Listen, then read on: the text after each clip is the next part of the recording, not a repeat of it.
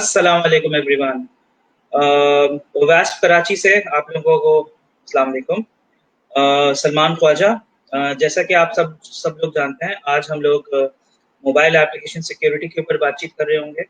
This is the first episode from west Karachi.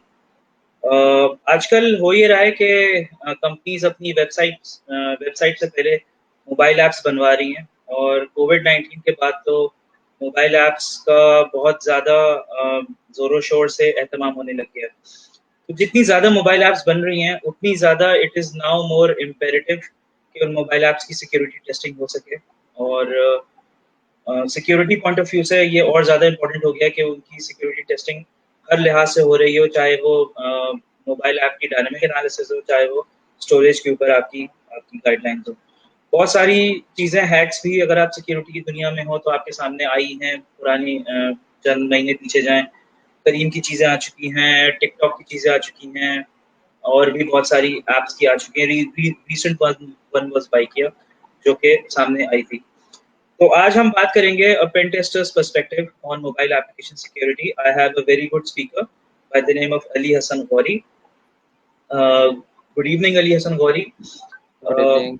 कैसे हैं? अच्छा अल्हम्दुलिल्लाह। अली हसन अच्छा अली हसन का इंट्रोडक्शन ये है कि ही इज़ माशाल्लाह working in Risk Associates as a cyber security consultant.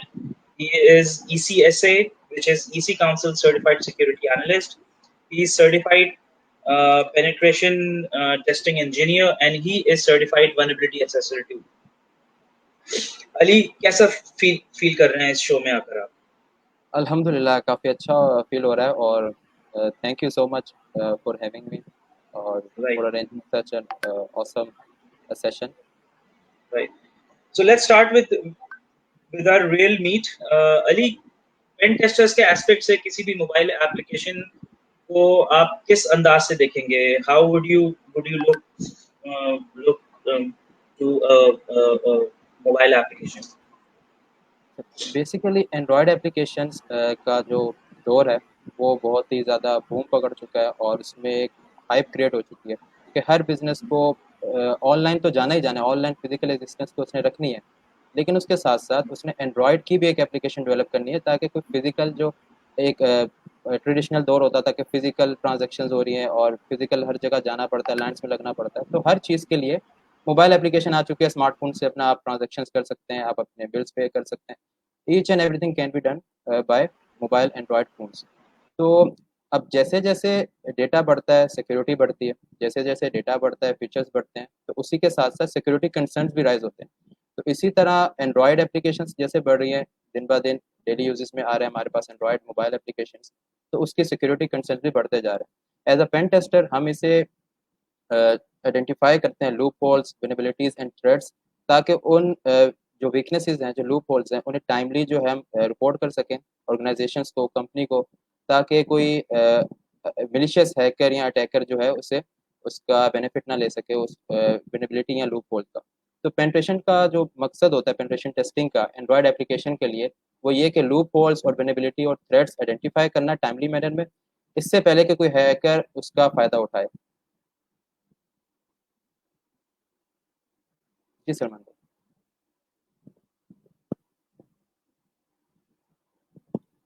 भाई। आई गेस आपका माइक म्यूट है। Right. Thank you, Ali. What would be the approaches towards looking at the mobile application security? As a pen tester हम mostly दो approaches लेके चल रहे होते हैं, एक इनसाइड आउट अप्रोच और एक आउटसाइड इन अप्रोच। इनका मतलब क्या है? इनसाइड आउट अप्रोच जो है, जब एप्लीकेशन अंडर डेवलपमेंट है, एप्लीकेशन बन रही है, तो उसमें जो सोर्स कोड होता है हमारे पास, हम उसे रिव्यू करते हैं, उसमें हैशिंग एल्गोरिथम्स, उसमें हम जितने भी इंक्रिप्शंस के मेथड यूज हुए हैं, एल्गोरिथम्स, एपीआई कॉल्स वगैरह जो हो रही हैं, वो हम स्टैटिक एनालिसिस करते हैं, जिसे हम वाइट बॉक्स टेस्टिंग भी कहते हैं। तो इस एक तरह से वो सोर्स कोड है हमारे पास, और हम एक फंक्शनैलिटी की तरफ जा रहे हैं, डेवलपमेंट की तरफ जा रहे हैं, तो इनसाइड आउट अप्रोच हम इस वजह से इसे कहते हैं, जिसे हम स्टैटिक एनालिसिस भी कहते हैं और वाइट बॉक्स बॉक्स टेस्टिंग भी कहते हैं। फिर हमारे पास दूसरी अप्रोच है आउटसाइड इन अप्रोच। जब एक एप्लीकेशन डेवलप हो चुके, फाइनल वो प्ले स्टोर पे जा चुकी है, वो प्रोडक्शन एनवायरनमेंट में आम यूजर्स के लिए वो अवेलेबल है, तो फिर हमारे पास एक एप्लीकेशन जो है उसका यूज़र इंटरफेस हमारे पास है, उसका सोर्स कोड हमारे पास नहीं है, तो it's kind of black box testing. और आउटसाइड इन अप्रोच कि हमारे पास फंक्शनैलिटी है, स्क्रीन्स है, एप्लीकेशंस का यूआई है, लेकिन हमारे पास सोर्स कोड नहीं है, तो हम बाहर से अंदर की तरफ पेंट्रेट कर रहे होते हैं ताकि हमें कोई डेटा एक्सेस मिल सके कि सोर्स कोड रिव्यू की तरफ हम जा सकें, तो आउटसाइड इन अप्रोच। तो बेसिकली ये दो अप्रोचेज होती हैं जो पेन टेस्टर यूजुअली फॉलो कर रहा होता है during mobile application security testing. Right. अच्छा, क्या इन अप्रोचेस के अलावा भी कोई और अप्रोच अप्रोच होती है for for mobile application security testing? Usually ये दो ही हैं, ब्लैक बॉक्स टेस्टिंग और वाइट बॉक्स टेस्टिंग, जिसे हम स्टैटिक और डायनेमिक टेस्टिंग भी कहते हैं। और इसके अलावा एक ग्रे बॉक्स टेस्टिंग होती है जिसमें आपको limited source of limited data आपको प्रोवाइड कर दिया जाता है, जैसे क्रेडेंशियल्स टेस्ट अकाउंट वगैरह, जिसमें आप लिमिट में रह के एप्लीकेशन को टेस्ट कर देते हैं। ना आपको पूरा सोर्स कोड दिया जाता है और ना ही आपको बिल्कुल ब्लैंक रखा जाता है कि आप ब्लैक बॉक्स टेस्टिंग करें। तो एक ग्रे बॉक्स भी इन दोनों के बीच में एक अप्रोच होती है जो हम फॉलो कर सकते हैं। Awesome, awesome. अच्छा, हम लोग अक्सर ओवैस्प के टॉप 10 मोबाइल चीज़ें सुनने में आ रही होती हैं। ये क्या बिल्कुल। चीज़ होती है? ये इस पे थोड़ी-सी रोशनी ज़रूर डालें। अच्छा, ओवास है तो एक open web application security project इसका नाम है, ओवास। और ये एक नॉन प्रॉफिट ऑर्गेनाइजेशन है जिसका एम है to educate the people about cyber security, चाहे वो वेब एप्लीकेशन सिक्योरिटी हो या मोबाइल एप्लीकेशन सिक्योरिटी हो। तो ये टाइम टू टाइम अपने डिफरेंट टूल्स जो हैं, free open source tools release करते हैं, डॉक्यूमेंटेशंस, अपना सेमिनार्स अरेंज करवाते हैं। रिसेंटली इन्होंने चैप्टर वाइज इवेंट्स लॉन्च किए, जिसमें जैसे हमारा वास कराची जो है अभी अभी चल रहा है। इसी तरह डिफरेंट डॉक्यूमेंट्स रिलीज़ करते हैं और चीट शीट वगैरह भी मेंटेन कर रहे होते हैं, जिसमें हम एक चेक लिस्ट टाइप मेंटेन होती है, जो चेक लिस्ट को हम फॉलो करते हुए एप्लीकेशन की पेनिट्रेशन टेस्टिंग कर रहे होते हैं या उसकी साइबर सिक्योरिटी टेस्टिंग कर रहे होते हैं। तो इसी तरह आवाज़ जो है टॉप 10 जो है मेंटेन करता है, वेब के लिए भी मोबाइल के लिए भी। टॉप 10 क्या चीज़ है? ये वो कैटेगरी होती है जो अराउंड हर ईयर ही यूजुअली वो एक रिलीज़ करता है टॉप 10, और जिसमें कैटेगरी बना देता है वो, इसमें हर वेनेबिलिटी उस कैटेगरी में फॉल करेगी किसी ना किसी कैटेगरी में। तो इस आवाज़ टॉप 10 से रिलेटेड मैं एक स्लाइड भी शेयर करना चाहूँगा आपसे, अगर आप मुझे प्लीज़। इजाज़त दें। जी, please Ali, please go ahead.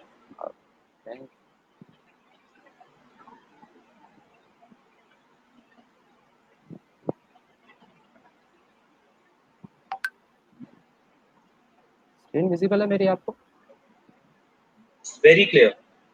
जी। अच्छा व्यूअर्स, मैं तो यहाँ पे एक चीज़ बताता चलूँ आप लोगों को।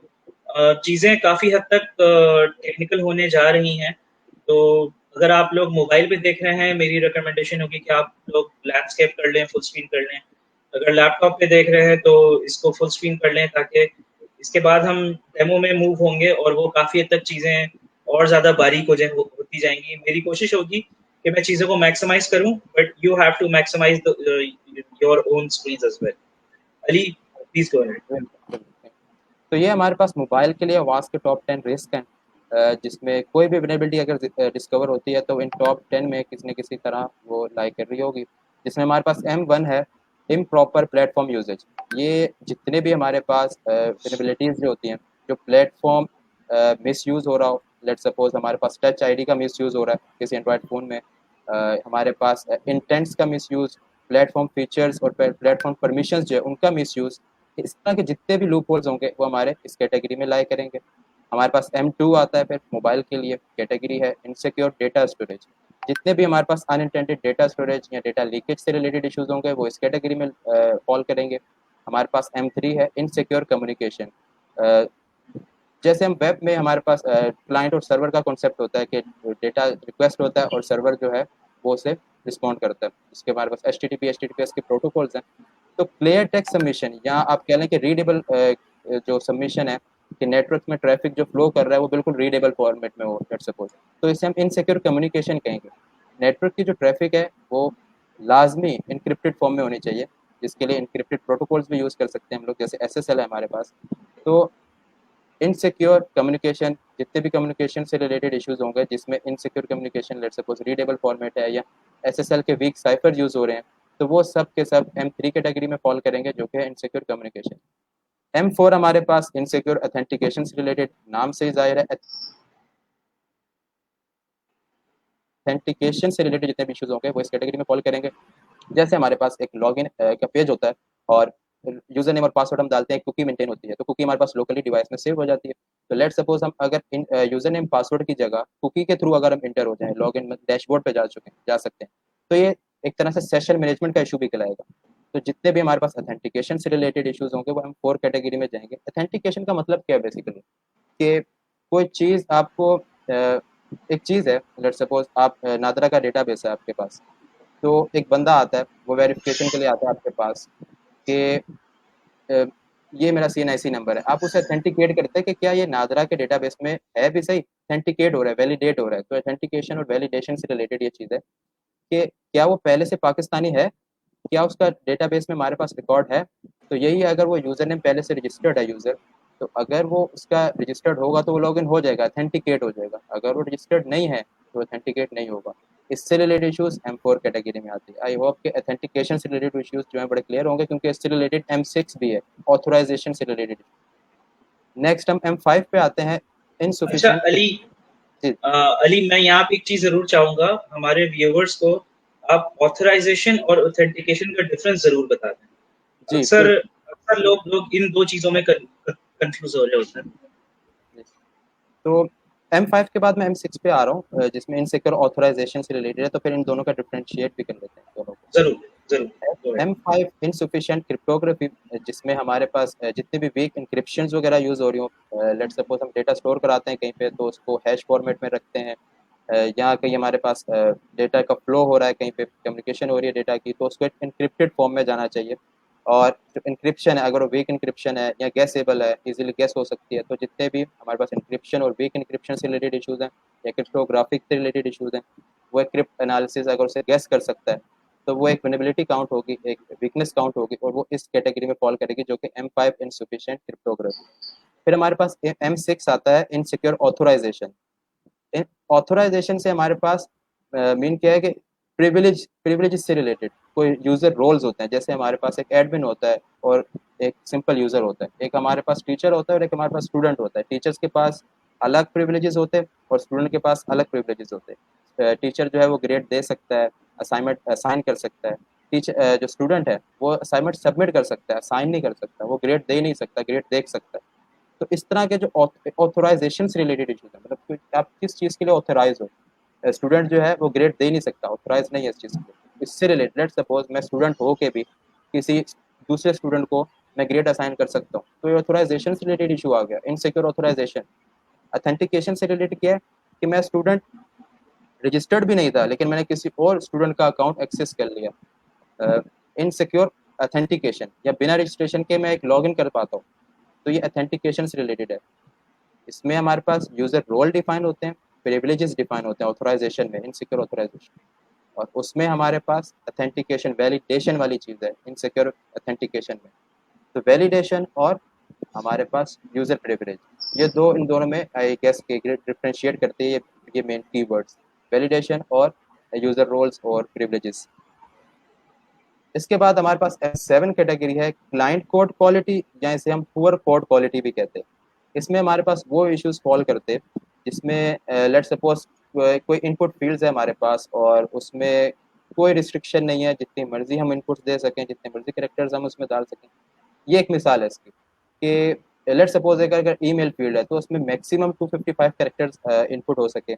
लेकिन अगर उसमें कोई रिस्ट्रिक्शन ही नहीं है, let suppose thousand of characters वो उसमें इनपुट कर देता, तो खदशा है कि एप्लीकेशन क्रैश हो सकती है। उसमें उतने बफर साइज हो ही ना, वो इतना बफर साइज सह ही ना सकती हो।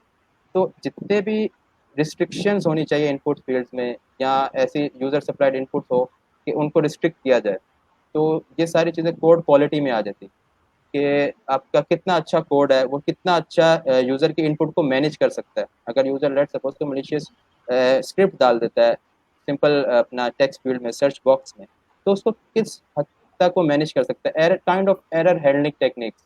तो ये M7 कैटेगरी उससे रिलेटेड है।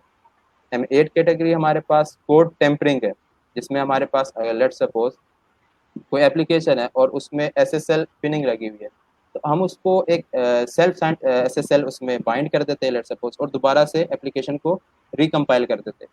तो क्या वो एप्लीकेशन दोबारा चलेगी? अगर वो चलती है तो इसका मतलब एक कोड टेम्पर्ड हो चुका, तो वो रिस्ट्रिक्शन भी होनी चाहिए। अच्छा, कोड टेम्परिंग जो है M8 कैटेगरी, ये M9 कैटेगरी पे डिपेंडेंट है। कैसे? कोड टेम्परिंग तब हो सकती है जब आपके पास एप्लीकेशन रिवर्स इंजीनियर्ड हो, एप्लीकेशन का सोर्स कोड हो आपके पास। तो M9 कैटेगरी भी यही है, रिवर्स इंजीनियरिंग। आपकी एप्लीकेशन जो है वो सोर्स कोड में वापस ना जा सके, जो आपकी पैकेज इंस्टॉलर फाइल है वो सोर्स कोड ना दिखाए। तो रिवर्स इंजीनियरिंग और कोड टेम्परिंग, ये M8 जो है वो डिपेंडेंट है M9 कैटेगरी पे, जिसमें एप्लीकेशन रिवर्स इंजीनियर होगी तभी तो आप कोड टेम्पर करेंगे। फिर हमारे पास M8 M10 कैटेगरी है, एस्ट्रोनियस फंक्शनैलिटी। ये डेवलपर से की पुअर जो कह लें प्रैक्टिसेस की वजह से M10 कैटेगरी जो एग्जिस्ट करती है। कि लेट्स सपोज डेवलपर जब एप्लीकेशन डेवलप कर रहा था तो उसने कुछ अपने आसानी के लिए कोई शेल एक्सेस लिया हुआ था, कोई बैकडोर्स डाले हुए थे, ताकि बार बार वो एक स्टेजेस से गुजर के उस एप्लीकेशन के एक्सेस तक ना आए। उसने लेट सपोज अपने हार्ड कोडेड क्रेडेंशियल्स डाले हुए थे, हार्ड कोडेड उसने अपना एक सेटअप रखा हुआ था जो अपनी आसानी के लिए रखा हुआ था। उसने सोचा था कि जब प्रोडक्शन पे एप्लीकेशन जाएगी तो मैं ये चीज़ें रिमूव कर दूंगा, काइंड ऑफ कमेंट्स उसने डाले हुए थे अपनी आसानी के लिए। तो वो जब वो एप्लीकेशन प्रोडक्शन पे आ गई, यूजर एंड पे अवेलेबल हो गई, तो वो चीज़ भी वो रिमूव करना भूल गया। सही है। तो ये सारी चीज़ें जो उसके भूलने की वजह से आई, और वो उसने उस एप्लीकेशन में आसानी के लिए डाली हुई थी ड्यूरिंग डेवलपमेंट। तो ये सारी फंक्शनैलिटी हमारे पास एस्ट्रॉनिक्स फंक्शनैलिटी M10 कैटेगरी में आती है। तो ये हमारे पास आवाज़ के टॉप 10 रिस्क थे, जो जितनी भी हमारे पास तकरीबन वेनेबिलिटीज आएंगी वो इन टॉप 10 कैटेगरीज में कहीं ना कहीं फॉल कर रही होंगी। तो इसका हम प्रैक्टिकल डेमो भी देखेंगे आगे जाके। तो अली, आप ऑथराइजेशन और ऑथेंटिकेशन का डिफरेंस बता रहे थे। जी हाँ, मैं बता चुका कि इनसिक्योर ऑथेंटिकेशन जो है वो हमारे पास वैलिडेशन से रिलेटेड चीज़ है।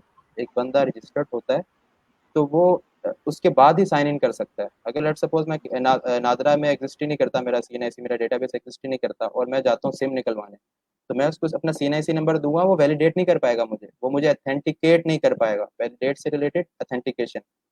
अच्छा, मैं एज अ स्टूडेंट हूँ, मैं स्टूडेंट हूँ, मैं टीचर्स को ग्रेड नहीं दे सकता। जो टीचर्स ने मुझे ग्रेड दिए मैं उनको देख सकता हूँ। तो मैं ऐसा क्या कर सकता हूँ कि मैं अपने किसी फेलो, जो मेरा एक कोई दोस्त है क्लास फेलो है, मैं उसको ग्रेड असाइन कर देता हूँ किसी भी तरह, लेट सपोज। तो ये ऑथराइजेशन से रिलेटेड है। या मैं अपने फेलो मेट का जो है रिजल्ट देख सकता हूँ, तो ये ऑथराइजेशन से रिलेटेड है। उसका जो रिजल्ट था वो उसके लिए ऑथोराइज था, मेरा जो रिजल्ट है वो मेरे लिए ऑथोराइज है। मैं किसी भी तरह अपने साथ वाले का रिजल्ट देख सकता हूँ, लेट सपोज मैं उसकी GPA देख सकता हूँ। तो ये ऑथराइजेशन से रिलेटेड है, क्या चीज़ किसको ऑथोराइज है, और अगर उसके अलावा कोई चीज़ वो उसको एक्सेस कर सकता है तो ये ऑथराइजेशन से रिलेटेड है। ऑथराइजेशन से मतलब प्रिविलेजेस लेवल, रोल बेस, कि एक रोल मुझे असाइन है स्टूडेंट का, तो मुझे स्टूडेंट के ही राइट्स होने चाहिए, टीचर्स के नहीं होने चाहिए। और स्टूडेंट्स पे भी सिर्फ मेरे अपने, मेरे रोल नंबर बेस। ये राइट। रोल बेस या प्रिविलेज बेस ऑथराइजेशन वाली चीज़ आ गई। और जो अथेंटिकेशन वाली चीज़ है वो वैलिडेशन से रिलेटेड है, कि आप पहले रजिस्टर्ड हो, कि आप स्टूडेंट भी हो। राइट। राइट। अच्छा Ali, let's move our discussion to the tools that we would be using it. कोई कोई टूल्स, हम लोग खास किस्म के टूल्स हैं जो हम यूज कर रहे होंगे, या कोई रिकमेंडेड टूल्स हैं? जी, बिल्कुल। असल में हर पेन टेस्टर की अपनी अप्रोच होती है। वो उसने अपना सेटअप बनाया होता है, एनवायरनमेंट बनाया होता है जिसमें वो उसको लेके चलता है। टूल्स की नीड होती है हर पेन टेस्टर को भी, हर सिक्योरिटी प्रोफेशनल को। तो जो बेसिक और कॉमन टूल्स हैं वो दो कैटेगरी में जो हैं वो बंटे हुए हैं। पहला एक है कि स्टैटिक, समझने के स्टैटिक एनालिसिस के लिए हमारे पास टूल्स होने चाहिए, और दूसरा डायनेमिक टेस्टिंग के लिए हमारे पास टूल होने चाहिए। तो स्टैटिक में क्या चीज़ है कि हमारे पास जैसे जितने भी सोर्स कोड रिव्यू वगैरह, हमारे पास कोई सेंसिटिव फाइल हमें मिल जाए रिसोर्सेज में, हमारे पास यूज़र डायग्राम्स हैं, यूज़र डिज़ाइन लेआउट्स वगैरह उसमें मिल जाएँ, तो उसके लिए हमारे पास कुछ टूल्स हैं। जैसे हमारे पास JEDEX के दो फ्लेवर आते हैं, JEDEX CLI वर्जन और अपना GUI वर्जन। हमारे पास डेस्क टू जार है, हमारे पास APK टूल है। ये जितने भी टूल्स हैं ये हमारे पास स्टैटिक एनालिसिस के लिए। अगर डायनेमिक की बात करें, हमारे पास MobSF है, मोबाइल सिक्योरिटी फ्रेमवर्क। हमारे पास ब्राउज़र है, जो कि फ्रेमवर्क है बड़े अच्छे, जो कि विनेबिलिटी ना सिर्फ आइडेंटिफाई करते हैं बल्कि उन्हें एक्सप्लॉइटेशन भी कर सकते हैं उनकी।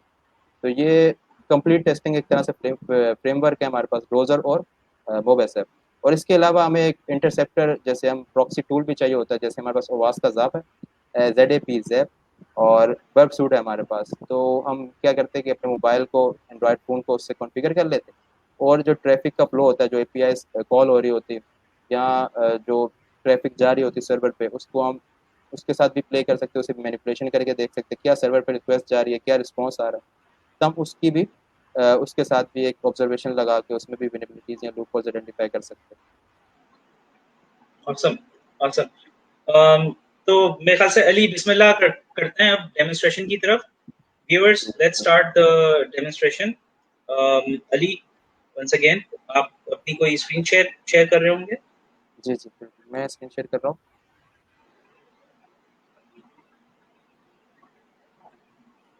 आई होप स्क्रीन नज़र आ रही है। डेफिनेटली आ रही है। अच्छा, ये एक वर्चुअल मशीन है हमारे पास, जिसमें हमने ओपन सोर्स है ये भी, ओरेकल की वर्चुअल मशीन, जिसमें हमने एंड्रॉयड टाइमर इंस्टॉल किया है। ये एक तरह से फ्रेमवर्क है, जैसे हमारे पास काली लिनक्स है नेटवर्क और वेब की एप्लीकेशन पेनिट्रेशन टेस्टिंग के लिए, इसी तरह हमारे पास एंड्रॉयड टाइमर है स्पेसिफिक एंड्रॉयड की पेनिट्रेशन टेस्टिंग के लिए, एंड्रॉयड टाइमर।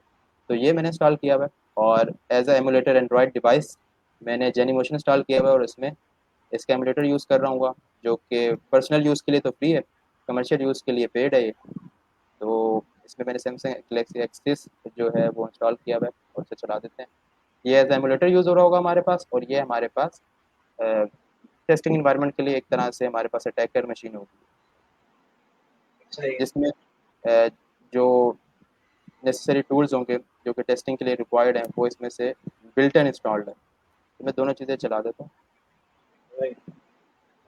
अच्छा व्यूअर्स, एक चीज हम बताते चलें।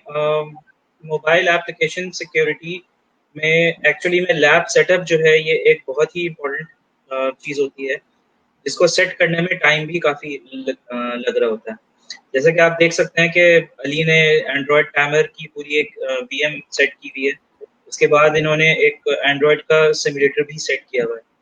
This also takes time. वो हमने शायद इस सेशन का पार्ट नहीं बनाया था, तो वो इंशाल्लाह इस तरह की बहुत सी चीज़ें हम अपने सब्सिक्वेंट सेशंस में रखेंगे। तो ये चीज़ मैंने सोचा कि मैं बता दूँ। और अगेन व्यूअर्स, बताता चलूँ कि चीज़ें बहुत ज़्यादा टेक्निकल होने जा रही हैं, तो आप लोग अपनी स्क्रीन्स को बिल्कुल फुल स्क्रीन करें ताकि you would be viewing everything in its full glory. Ali, go ahead. अच्छा, ये हमारे पास एंड्रॉयड की जो एमुलेटर है वो चल रहा है अभी, बूट हो रहा है। तब तक हम अपने एंड्रॉयड टाइमर पे आते हैं। इसका डिफ़ॉल्ट यूज़र नेम होता है एंड्रॉयड, और पासवर्ड TAMER टाइमर। जैसे हम लॉगिन करते हैं तो हमारे पास इस तरह की स्क्रीन आती है, और इसमें बिल्ट इन टूल्स वगैरह सब इंस्टॉल्ड हैं, रिवर्स इंजीनियरिंग से रिलेटेड, पेनिट्रेशन टेस्टिंग से रिलेटेड सारे टूल्स इसमें इंस्टॉल्ड हैं। जो हमें चाहिए होंगे वो हमें इंस्टॉल्ड मिल जाएंगे ईजिली। अच्छा, ये एप्लीकेशन अभी चल रही है, सॉरी, एंड्रॉयड का एमुलेटर जो है वो चल रहा है। अगर नहीं चला तो इसे एक दफ़ा दोबारा बूट करवा लेते हैं।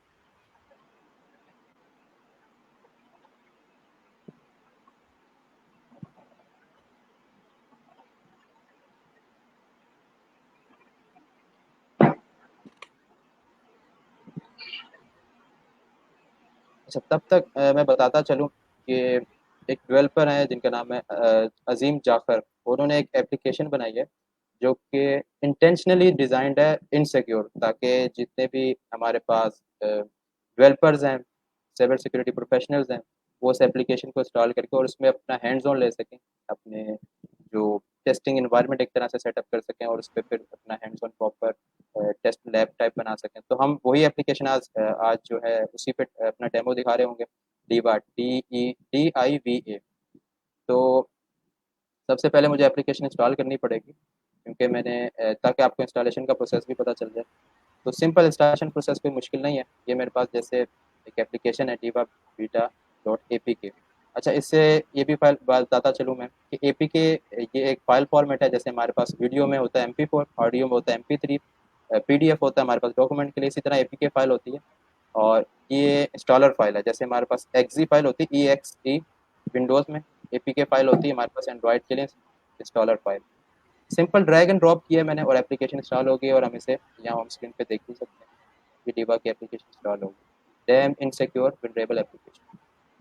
ओके जी, तो हमारा लैब सेटअप हो चुका है। सिंपल हमने ड्रैग एंड ड्रॉप की और एप्लीकेशन इंस्टॉल हो गई, और इंटेंशनली इनसिक्योर है ये। अच्छा, अब एक चीज़ मैं आपको बताना चाहता हूँ कि ये एंड्रॉयड डिवाइस है, इसका हम शेल एक्सेस भी ले सकते हैं, जो जब जिसके लिए रूटेड डिवाइस होना बहुत ज़रूरी है, मतलब आपको एडमिनिस्ट्रेटिव राइट्स मिल जाते हैं। तो इसके लिए हमें सबसे पहले टर्मिनल पे जाना होगा इसके, और इसमें है ADB, एंड्रॉयड डिबग ब्रिज। ये एक तरह से शेल एक्सेस देता है हमें एंड्रॉयड डिवाइस का, जिसमें जैसे हम पावर शेल या अपना कमांड प्रॉम्प्ट में हम कुछ इस फाइल इंस्टॉल भी कर सकते हैं विंडोज़ में, कोई रिट्रीव भी कर सकते हैं। एक हमें एडवांस हमारे पास राइट होते हैं, प्रिविलेजेस होते हैं नॉर्मल यूज़र से ज़्यादा थ्रू CLI। तो इसी तरह हमारे पास ये शेल एक्सेस होगा, जिसमें हमारे पास रूट या एडमिनिस्ट्रेटिव राइट्स होंगे एंड्रॉयड डिवाइस के।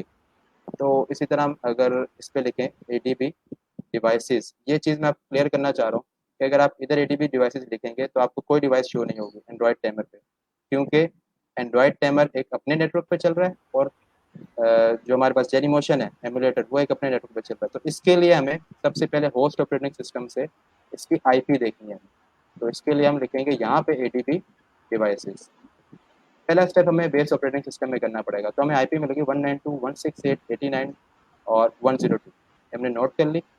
और अब हम यहाँ पे लिखेंगे ADB कनेक्ट 192.168.89.102। तो ये यानी यानी कि Ali, this is the known step of connecting an emulator running in the host machine to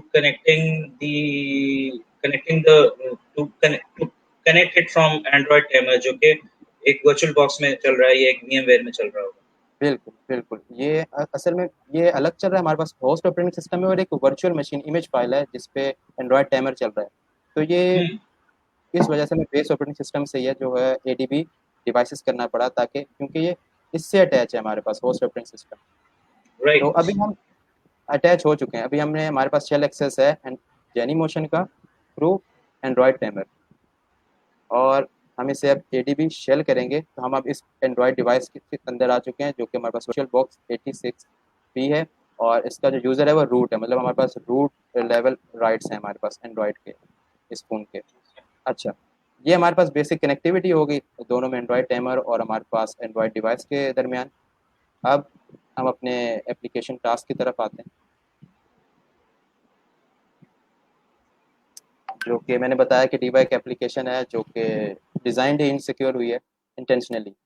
तो इसमें सबसे पहले हम चले जाते हैं डेमो के लिए इनसिक्योर लॉगिंग। अच्छा, ये मैं बताता चलूँ, ये लॉगिंग साइन इन वाला लॉगिंग नहीं है, ये लॉगिंग रिकॉर्ड्स जो मेंटेन होते हैं उससे रिलेटेड है, जिसमें एक लॉग फाइल हमारे पास मेंटेन हो रही होती है। लॉगिंग वो वाला साइन इन वाला लॉगिंग नहीं है। इनसिक्योर लॉगिंग मतलब कि एक लॉग फाइल कोई बन रही है, उसमें जो डेटा जा रहा है या उसमें जो लॉग्स मेंटेन हो रहे हैं वो इनसिक्योरली हमारे पास लॉगिंग हो रही है। तो इसी एप्लीकेशन पे इसकी एक्टिविटी पे जाते हैं। तो लेट सपोज हमारे पास एक स्क्रीन है जिसमें यूज़र जो अपना क्रेडिट कार्ड इन्फॉर्मेशन लिखता है, उसमें जाता हूँ और क्रेडिट कार्ड इन्फॉर्मेशन लिखता है यूज़र, और इसमें उसको एरर आइडेंटिफाइड होता है कि एन एरर अकर्ड। उसको नहीं पता चला क्या हुआ यूज़र को, लेकिन अगर इसके बैक स्टोरी में देखें तो ये एक चीज़ लॉग फाइल में मेंटेन हो रही है। अब इस एक्टिविटी को यहीं पॉज करते हैं और इस पे आते हैं लॉग फाइल वाली बात पे कि ये लॉगिंग है क्या चीज़। एंड्रॉयड में एक सेंट्रलाइज लॉग फाइल होती है जिसे हम लॉग कैट कहते हैं। इसमें जितने भी प्रोसेसेस चल रहे हैं इस एंड्रॉयड फ़ोन में वो इस लॉग फाइल में मेंटेन हो रहे होते हैं, मतलब वो सारे प्रोसेसेस लॉग फाइल में डिस्प्ले हो रहे होंगे। अच्छा, अब एप्लीकेशन में इतने प्रोसेसेस रन हो रहे हैं कि हमें लॉग फाइल में स्पेसिफिक इस स्क्रीन या इस एप्लीकेशन की जो लॉग है वो देखना बड़ा मुश्किल है, क्योंकि इसमें बहुत सारे जो प्रोसेसेस एक ही time at a time run हो रहे हैं। तो इसके लिए हम जो है वो स्पेसिफिक एक फ़िल्टर लगाएंगे। अच्छा, मुझे सॉरी, मैं स्क्रीन बड़ी करना भूल गया। अगर डिस्प्ले में अगर इशू है थोड़ा, ओके।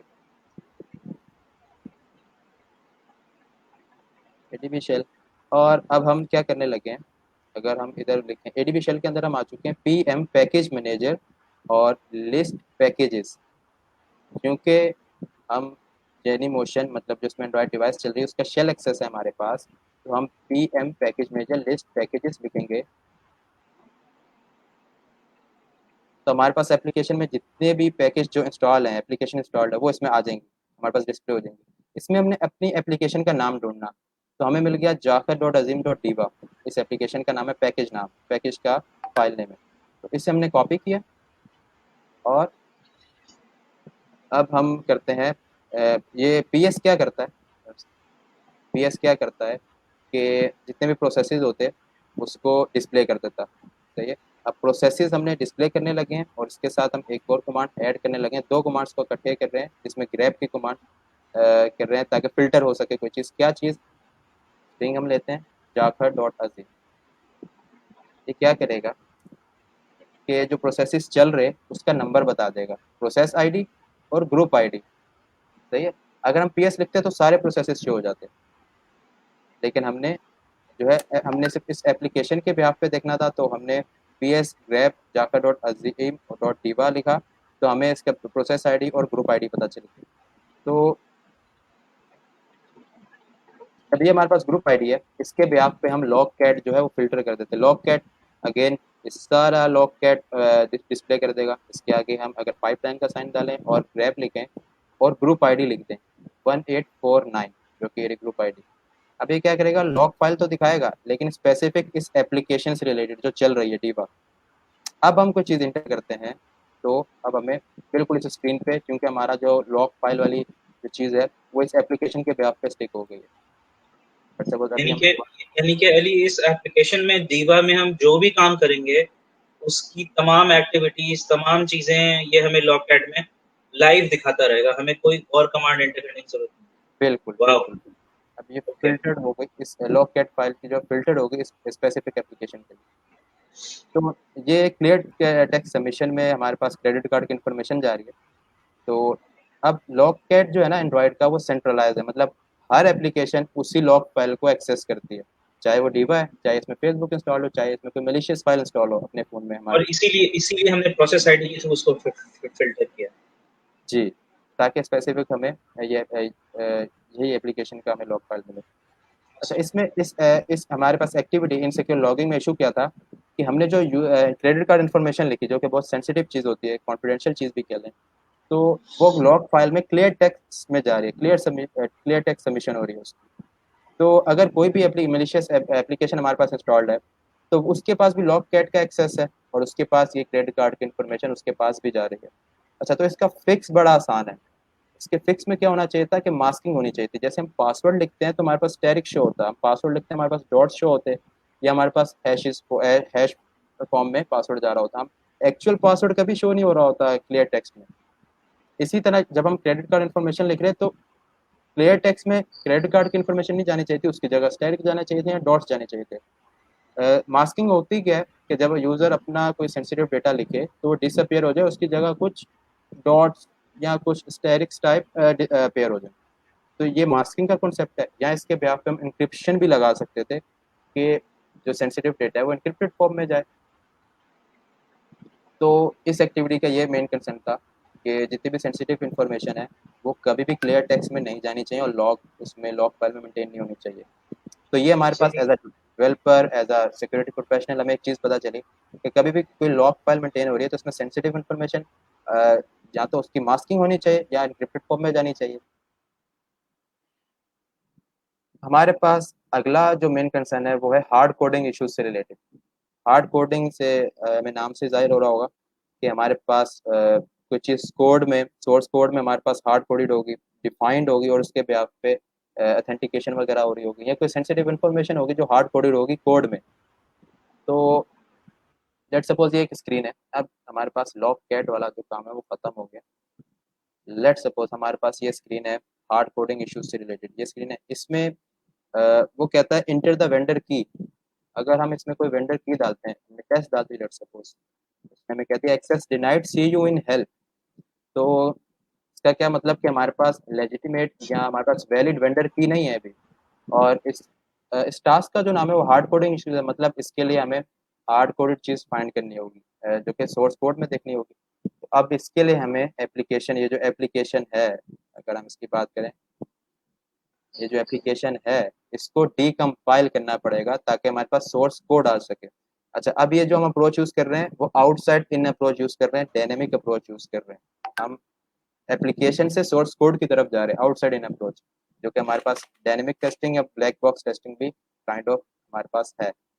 अच्छा, अब हमने क्या करना है कि इस एप्लीकेशन की एपीके फाइल किसी तरह एक्सट्रैक्ट करनी है और उसका फिर डिकम्पाइल करना है उसको, ताकि हम सोर्स कोड की तरफ जा सकें। तो सबसे पहले हमने क्या करना है, pm लिस्ट पैकेजेस तो हम कर चुके हैं, जिसमें हमें नाम पता है। अगर हम दोबारा देखें तो ये हमारे पास नाम जा रहा है पैकेज का, java.azim.diva से कॉपी किया हमने। और अब हमने क्या कमांड लिखनी है, pm path, और ये पेस्ट कर दिया। इस एप्लीकेशन का पाथ हमें दिखा दो। तो उसने बताया कि इंस्टॉलर फाइल जो पड़ी है, पैकेज किट जो पड़ी हुई है इस एप्लीकेशन के बेस पे, वो इस डायरेक्टरी में पड़ी हुई है। सही है, ये हमने डायरेक्टरी नोट कर ली, इसे कॉपी कर लिया हमने। और इसको स्क्रीन में छोटी कर रहा हूँ ताकि आपको नज़र आ सके। और ये डायरेक्टरी जो है ये एमुलेटर की डायरेक्टरी है, राइट? जी, ये इस एंड्रॉयड डिवाइस की डायरेक्टरी की बात हो रही है। सही। तो हमने पाथ कॉपी कर लिया और इसमें अब एग्जिट कर देते हैं हम। इस डिवाइस से बाहर आ गए। अब हम इस एंड्रॉयड टाइमर वाली चीज़ पे आ गए। इसमें हम ls करते हैं तो हमारे लिस्ट, मतलब लिस्ट करते हैं तो हमारे पास ये फोल्डर्स हैं और फाइल्स हैं। तो इसमें हम डेस्कटॉप पे चले जाते हैं ताकि अगर कोई फाइल जनरेट हो तो हमारे पास डेस्कटॉप पे शो भी हो जाए। अब हमने क्या करना है, एपीके फाइल जिसका पाथ हमने कॉपी किया हुआ है उसको पुल करना है। अच्छा, पुल और पुश दो कॉन्सेप्ट हैं हमारे पास एंड्रॉयड में। पुल का मतलब हम एंड्रॉयड डिवाइस से, जो कि ये डिवाइस है, इस डिवाइस से अगर हम पैकेज फाइल इंपोर्ट करते हैं, पुल करते हैं, मतलब अपने पास लोकली, लोकल विंडोज़ पे या लोकल ऑपरेटिंग सिस्टम में डाउनलोड कर रहे हैं, एक्सट्रैक्ट कर रहे हैं, तो इसका मतलब है पुल। पुश का क्या मतलब है, हम अपने ऑपरेटिंग सिस्टम से या अपने लोकल डिवाइस से एंड्रॉयड फ़ोन में कोई चीज़ डाल रहे हैं, कोई इंपोर्ट कर रहे हैं, तो इसका मतलब है पुश, कोई चीज़ डालना और कोई चीज़ निकालना। अभी हम पुल कर रहे हैं, एंड्रॉयड डिवाइस से कोई फाइल निकाल रहे हैं, तो एडीबी पुल। और हमारे पास जो पाथ था, एडीबी पुल और पाथ हमारे पास,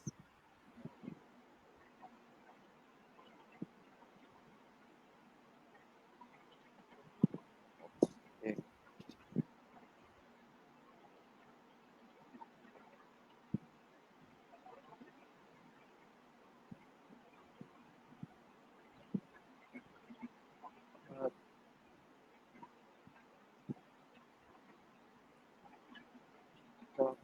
.azim.diva, हम उसका पाथ फिर से कॉपी कर लेते हैं, लेट्स सपोज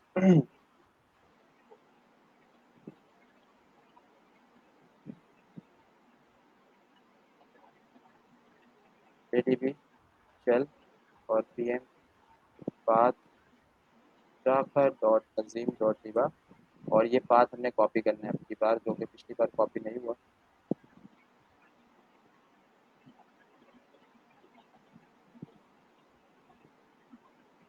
कॉपी हो गया। अब हमने इससे बाहर आना है, डेस्कटॉप पे आ गए, एडीबी फुल, और आगे वो जो पाथ है पूरा का पूरा फाइल का हमने एडिट दे दें। तो अगर ये देखें हम, तो ये हमारे पास एक पुल रिक्वेस्ट जो हमारे पास सक्सेसफुली एग्जीक्यूट हो गई है, और हमारे पास एक फाइल जो है वो डेस्कटॉप पे आ गई। अच्छा, अब ये हमारे पास एपीके फाइल तो हमने एक्सट्रैक्ट करा ली। अब इसको हमने डीकम्पाइल करना है ताकि हम सोर्स कोड रिव्यू कर सकें, और उसके बेहाफ पे हम हार्ड कोडेड कोई चीज़ अगर ऑथेंटिकेशन है तो वो हम देख सकें। तो हमारे पास रिवर्स इंजीनियरिंग में इधर हम उसके टैब पे आए और इसमें हमने जेड जी यू आई इस पर क्लिक किया। तो हमारे पास ये डेस्कटॉप पे ही है और हमारे पास बेस डॉट एपीके जो कि हमने अभी एक्सट्रैक्ट करवाई है एंड्रॉयड डिवाइस से, वो है। तो ये थोड़ा सा टाइम लेगा एप्लीकेशन को डीकम्पाइल करने में, और हमारे पास जावा कोड ले आएगा जिसमें फिर इसको रिव्यू करके एनालाइज करके इसमें से हम वेंडर की निकाल सकते हैं, जो कि हमारा मेन टास्क था, task number 2, hard coding issues से रिलेटेड, इंटर वेंडर की। अच्छा, ये भी डीकम्पाइल हो रहा है, 6% जो है डीकम्पाइल हो चुका है, और आगे भी डीकम्पाइल हो रहा है। स्क्रीन बड़ी कर देता हूँ। तो डालेंगे तो इधर इनपुट, तो इधर देखा access denied, see you in health. Okay, अभी मतलब हमें जो सही वेंडर की है वो हमें नहीं पता, वो अभी हम देखने लगे हैं। इसमें एक सर्च का फीचर है जो बड़ा प्यारा है। इसमें जितने कंपाइल हो रहा है तब तक हम सर्च कर लेते हैं। वेंडर लेट सपोज कंपाइल हो जाए।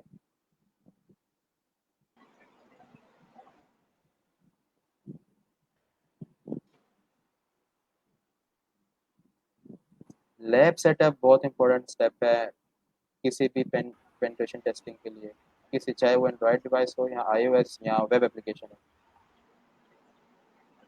अच्छा, हमारे पास डिकम्पाइल पूरा 100% हो चुका है। इसमें अब हम सर्च करते हैं वेंडर। इसमें जो सर्च फीचर है वो बड़ा प्यारा है। अब इसने एक लाइन ऑफ कोड हमें दिखा दी है जिसमें वेंडर का कीवर्ड जा रहा है। इस पर हम डबल टैप करेंगे तो हमें उस फाइल पे ले जाएगा और पूरा कोड दिखा देगा, हमारे सामने कर देगा। अच्छा, अगर हम इधर देखें तो ये एक मेथड है, एक्सेस का मेथड है, जिसमें एक टोस्ट जो है, टोस्ट हमारे पास जैसे पॉपअप होते हैं हमारे पास वेब में, जावास्क्रिप्ट के पॉपअप्स होते हैं, इसके हमारे पास एंड्रॉइड में टोस्ट होते हैं। जो ये मैसेज आया access denied see you in help, ये टोस्ट है। तो अगर हम देखें इसमें कि अगर कोई स्ट्रिंग इक्वल हो वेंडर सीक्रेट की से, तो उसको ये access granted see you in the other side दे देगा, डिस्प्ले करवा देगा। और अगर इसके अलावा कुछ भी इनपुट होगा, यूजर इनपुट करता है, तो access denied see you in help. तो हमारे पास ये केस तो है, यही आ रहा है हमारे पास। अगर हम इधर देखें कुछ भी इनपुट करें तो लेट सपोज हमें ये हार्ड कोडेड, मतलब कोड में ये बिल्टन था, हार्ड कोड हुआ हुआ था ये चीज़, वेंडर सीक्रेट की इसके इक्वल हो तो एक्सेस ग्रांटेड कर दें। लेट सपोज हम चेक कर लेते हैं क्या यही सीक्रेट की है इसकी, वेंडर सीक्रेट की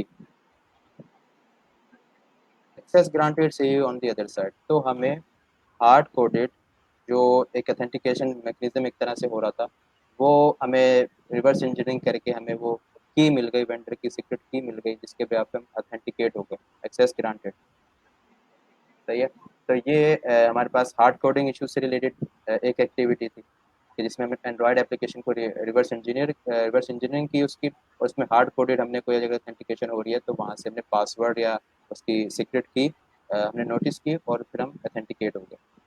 अच्छा, अब एक्टिविटी नंबर 3 4 5 6, सॉरी 3 4 5 6 जी, ये तीनों 4 की 4 एक्टिविटी हमारे पास सेम है। तो इसमें से सबसे पहले मैं पहली वाली एक्टिविटी हूँ, फिर अगले कैटेगरी में मूव कर जाएंगे। फिर अगर हमारे पास टाइम बचा तो हम स्टेप बाय स्टेप दोबारा से कंटिन्यू कर जाएंगे। सबसे पहले हम अभी करते हैं इनसिक्योर डेटा स्टोरेज, ताकि हर कैटेगरी की एक एक एक्टिविटी हमारे पास एटलीस्ट कवर हो जाए। तो अभी हम इनसिक्योर डेटा स्टोरेज पे इस एक्टिविटी पे आते हैं। ये एक्टिविटी हमारे पास खत्म हो गई। हमें हार्ड कोडिंग जो थी, अगर कोई वेंडर की जा रही थी तो हमें मिल गई। अच्छा, इनसिक्योर डेटा स्टोरेज अगर इसकी बात करें तो मतलब एंड्रॉयड डिवाइस पे डेटा स्टोर हो रहा है, और यह डेटा किसी भी तरह स्टोर हो रहा है, एसडी कार्ड में हो रहा है या लोकली एंड्रॉयड डिवाइस में हो रहा है, तो या क्लाउड पे हो रहा है। और वो लेट सपोज इनसिक्योर हो रहा है। इनसिक्योर मतलब कि इजीली एक्सेसिबल है, इनक्रिप्टेड फॉर्म में नहीं है, या जो उसको किसी भी यूज़र को उसका एक्सेस है लेट सपोज। अच्छा, ये एक स्क्रीन है जो कि पूछती है यूज़र नेम और पासवर्ड अपना आप इनपुट करो तो मैं उसे सेव कर लूँगी। लेट सपोज मैं यहाँ पे लिखूँ अली हसन, यूज़र नेम और पासवर्ड वो रही, और इसे मैं सेव करा देता हूँ। Third party credentials save successfully. अब ये क्रेडेंशियल्स जो है वो किसी ना किसी फाइल में सेव हुए होंगे कहीं ना कहीं। अब लेट सपोज हमारे पास एंड्रॉयड डिवाइस का एक्सेस है भी। ये देखें एडीबी शेल में गए तो हम एंड्रॉयड डिवाइस के अंदर आ गए, और ये जो डेटा स्टोर हुआ है भाई, ये भी लोकली एंड्रॉयड डिवाइस में ही कहीं स्टोर हुआ होगा लेट सपोज। तो हमारे पास एंड्रॉयड में डायरेक्टरी होती सी डी डेटा। अगर हम पहले लिस्ट कर लेते हैं लेट सपोज आपको, तो हमारे पास कुछ फोल्डर हैं जो एंड्रॉयड डिवाइस के अंदर बने हुए हैं। सही है। इसमें हम सी डी डेटा में जाते हैं जो कि हमारे पास ये रहा। बाय डिफ़ॉल्ट इसी में सारी एप्लीकेशन का डेटा सेव हो रहा होता है, सी डी डेटा। फिर दोबारा लिस्ट करते तो हमारे पास फिर कुछ सिस्टम्स हैं, कुछ सिक्योरिटी बैकअप्स वगैरह की फाइल्स होती है। दोबारा डेटा में जाते हैं, दोबारा डेटा का एक फ़ोल्डर है सी डी डेटा। अब लिस्ट करते हैं, अब हमारे पास एप्लीकेशन जितनी भी है और उनका कोई डेटा लोकली डेटा स्टोर हो रहा है, तो हमारे पास इस फ़ोल्डर में आते हैं। हमें किसका चाहिए, हमें जाकर अज़ीम दीवा का चाहिए, इस एप्लीकेशन का। अब हम इस फ़ोल्डर में जाते हैं, जाकर अज़ीम डॉट दीवा। अब लिस्ट करते हैं तो हमारे पास ये कुछ फाइल्स हैं, मैं थोड़ा सा इसे ऊपर ले जाता हूँ। ये हमारे पास कुछ फाइल्स हैं। सही है। कैशे, डेटाबेसेस और लाइब्रेरी और शेयर्ड प्रेफरेंसेस की फाइल है हमारे पास। तो अच्छा, अब जो एक पेन टेस्टर है उसे यहाँ पे ट्रिवर्स करनी पड़ती है डिफरेंट फोल्डर्स को, डिफरेंट फाइल्स को, ताकि उसे पता चले कि ये जो एक्चुअल एक्टिविटी थी इसका डेटा स्टोर कहाँ हो रहा है। लेकिन लेट्स ये हमारे पास एप्लीकेशन है जो कि इनसिक्योर डिज़ाइन हुई है, तो हमें पता है कि इसका डेटा शेयर्ड प्रेफरेंसेस में स्टोर हो रहा है। वैसे इन रियल केस और इन रियल सिनेरियो हमें हर डायरेक्टरी, हर फाइल फोल्डर चेक करना पड़ेगा। जैसे कैशे में गए, हमने देखा कुछ नहीं है, तो हम बाहर आ गए, इस फोल्डर से बाहर आ गए, चेंज डायरेक्टरी कर दी हमने। हम लाइब्रेरी में गए, सही है, हमने लिस्ट किया, हमने देखा एक फाइल पड़ी हुई है, अब इस फाइल को भी हमने फर्दर देखना पड़ेगा, एनालाइज करना पड़ेगा। लेकिन अभी क्योंकि हमारे पास टेस्ट इन्वायरमेंट है, हमें पता है कि वो शेयर्ड प्रेफरेंसेस में, सीधा हम इस फोल्डर में गए, सीडी शेयर्ड प्रेफरेंसेस के फोल्डर में हमने लिस्ट किया। थोड़ा सा इसको ऊपर ले जाता हूँ ताकि आप लोगों को नजर आए। तो ये एक फाइल है, जाकर अजीम डिबा प्रेफरेंसेस डॉट एक्सएमएल की फाइल है। इसे थोड़ा सा हल्के से ऊपर लेके जाना चाहिए, इसे बड़ा कर देना चाहिए। तो इससे हमने सिंपल कैट करना है, कैट और जाकर अजीम डॉट डिबा। तो ये जो यूज़र नेम और पासवर्ड स्टोर करवाया था, वो ये देखें, अली हसन और गौरी, ये इसमें स्टोर हो गया। अच्छा, शेयर्ड प्रेफरेंसेस का जो फोल्डर होता है उसमें जितनी भी फाइल एक्सएमएल फॉर्मेट में सेव होती, वो हमारे पास प्रिमिटिव डेटा टाइप जो है वो स्टोर करती। जैसे हमारे पास इंटीजर, बूलियन, फ्लोट, डबल वगैरह है जो कि डेटा टाइप्स हैं। अगर सिर्फ वो डेटा स्टोर होगा तो वो इस शेयर्ड प्रेफरेंसेस के फोल्डर में हमारे पास आता है। इसके अलावा कोई डिस्क्रिप्शन वगैरह, कोई इसके अलावा कोई डेटा स्टोर होता है, तो हमारे पास डिफरेंट फोल्डर्स हैं, डेटा बेस मेंटेन हो सकता है। लेकिन शेयर प्रेफरेंसेस में हमारे पास प्रिमिटिव डेटा टाइप से रिलेटेड ही डेटा स्टोर होता है। इस केस में हमारे पास दो स्ट्रिंग सेव हो रहे हैं जो कि यूजर और पासवर्ड के नाम से है। अच्छा, लेफ्ट लेट सपोज हम बाहर आते हैं, बैक करते हैं ऐसे और दोबारा इसी में जाते हैं, और इस बार कुछ और लिखते हैं, एक्स वाई जी यूजर नेम, और पासवर्ड हम लिख देते हैं जी एच ए यू आर आई, पूरी अच्छी बात। हमने सेव किया, ये सेव हो गए। अब हम दोबारा इसे कैट करते हैं, अब ये अपडेट हो चुका होगा। कैट अपडेट हो चुका है। सही। तो ये हमारे पास जो इनसिक्योर डेटा स्टोरेज से रिलेटेड एक एक्टिविटी थी, जिसमें हमारे पास डेटा जो है एक्सएमएल फॉर्मेट में सेव हो रहा है और जो कि इजीली एक्सेसिबल है एंड्रॉइड डिवाइस के अंदर। तो इस केस में इसे एनक्रिप्टेड होना चाहिए था, इसे हैशिंग एल्गोरिथम यूज़ करना चाहिए था, एक सॉल्ट उसमें मेंटेन कर देना चाहिए था, ताकि जो डेटा है वो एक एनक्रिप्टेड फॉर्म में सेव हो, उसका हैश हो, और वो डिक्रिप्ट करने के लिए भी उसमें कुछ ना कुछ सॉल्टिंग मैकेनिज्म हो और उसकी कोई की हो जिसके ब्याह पे वो डिकोड हो। बहुत आसानी से डेटा ऐसे विजिबल, क्लियर, नेकेड आई से नजर ना आ रहा हो, इजीली रीडेबल है वुमेन के लिए। तो इस तरह डेटा स्टोरेज नहीं होना चाहिए कभी भी, सेंसिटिव डेटा जो कि यूजर नेम पासवर्ड है इस केस। तो ये हमारे पास इनसिक्योर डेटा स्टोरेज से रिलेटेड एक एक्टिविटी थी। अच्छा, इसी से रिलेटेड हमारे पास एक्टिविटी 4, 5 और 6 भी है जो कि हम बाद में कंटिन्यू करेंगे। अभी हम आ जाते हैं इनपुट वैलिडेशन इश्यूज से रिलेटेड, ताकि हम हर कैटेगरी से एक एक एक्टिविटी को कवर कर लें। इनपुट वैलिडेशन इश्यूज, इस ये एक्टिविटी है, इसमें क्या कह रहा है, enter user name to search. एक हमारे पास सर्च फीचर है जिसमें यूजर नेम की ऑथेंटिसिटी होती है और यूजर नेम की वैलिडिटी चेक होती है कि यूजर नेम एग्जिस्ट करता है हमारे पास या नहीं करता। लेट्स सपोज मैं लिखता हूँ वोरी,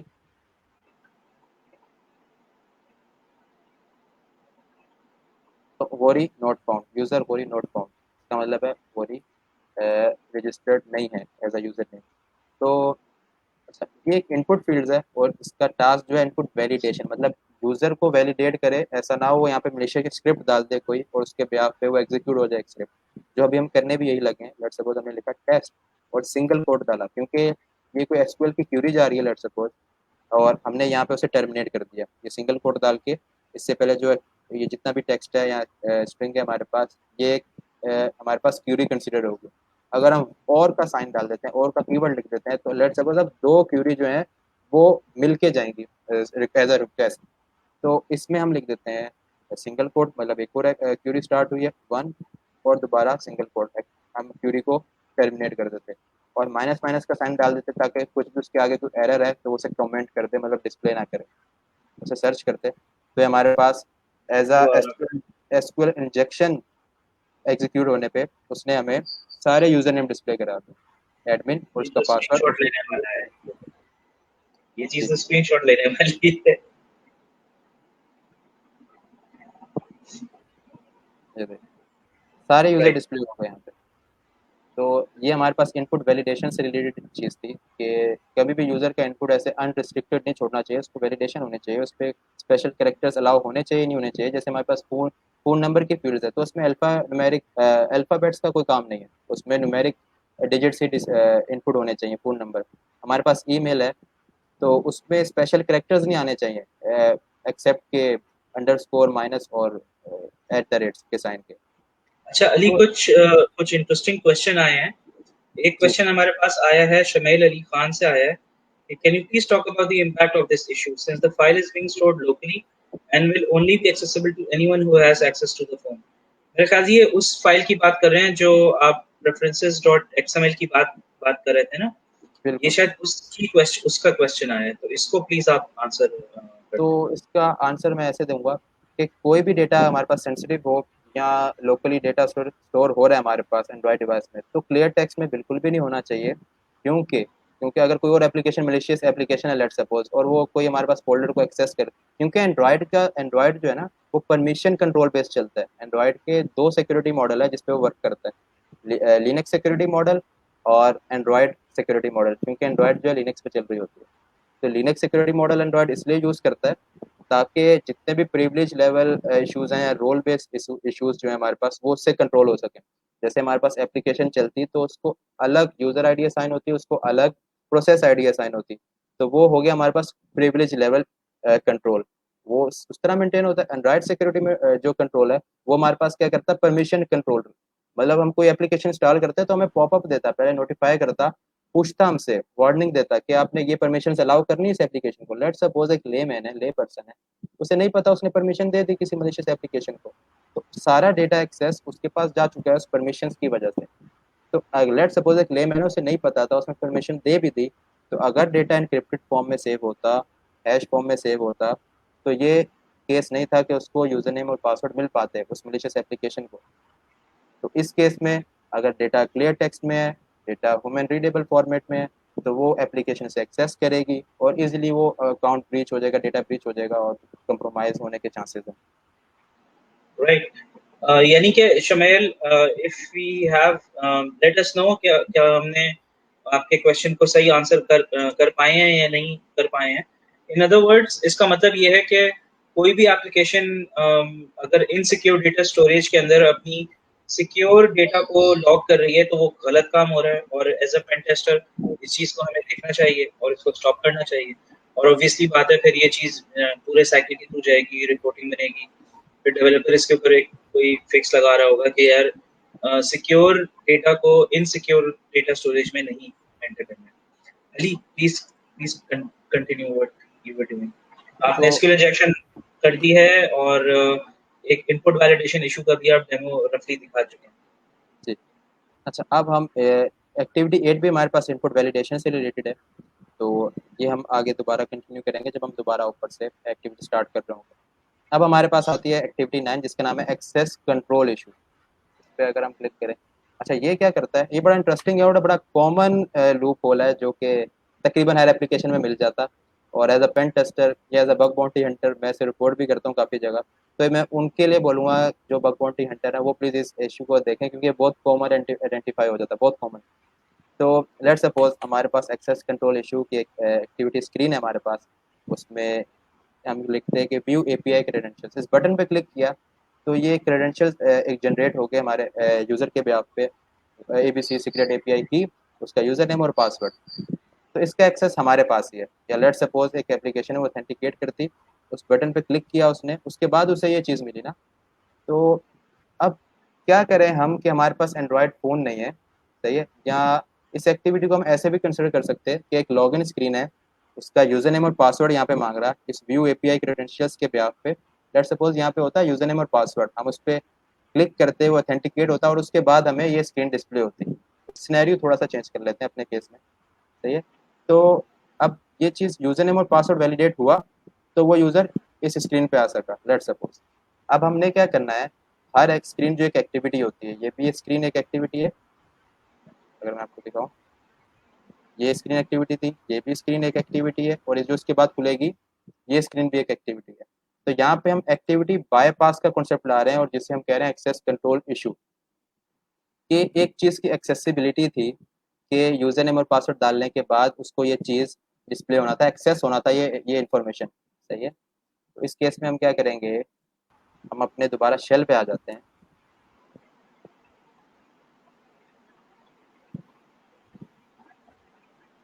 और अच्छा, इसके लिए हमें सबसे पहले एंड्रॉयड मैनिफेस्ट की फाइल में जाना चाहिए, क्योंकि हमने जो है रिवर्स इंजीनियरिंग तो की हुई है।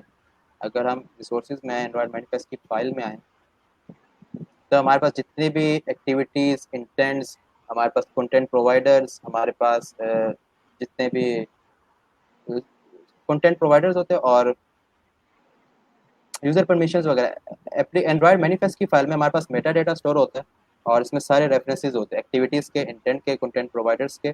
तो इसमें हम एक्टिविटी का नाम हम देखने लगे हैं। हमारा मकसद एंड्रॉयड मैनिफेस्ट फाइल में जाने का एक्टिविटी का नाम, और वो भी एक्टिविटी 9 का एक्सेस कंट्रोल इशू। अच्छा, इसमें सारी एक्टिविटी लिस्ट होती ही होती हैं। तो अगर हम इस पे एक्सेस कंट्रोल से रिलेटेड कोई एक्टिविटी देख सकें। अरे इस स्क्रीन को थोड़ा-सा और बड़ा कर सकते हैं? ये बहुत बहुत ज़्यादा छोटी स्क्रीन लग रही है मुझे इसमें। ज़ूम इन कर सकते हैं कंट्रोल माउस व्हील दबा के इफ पॉसिबल? नहीं, इसमें ज़ूम का फीचर आई गेस नहीं है। नहीं है इसमें? व्यू में कुछ कुछ मिलेगा ऊपर?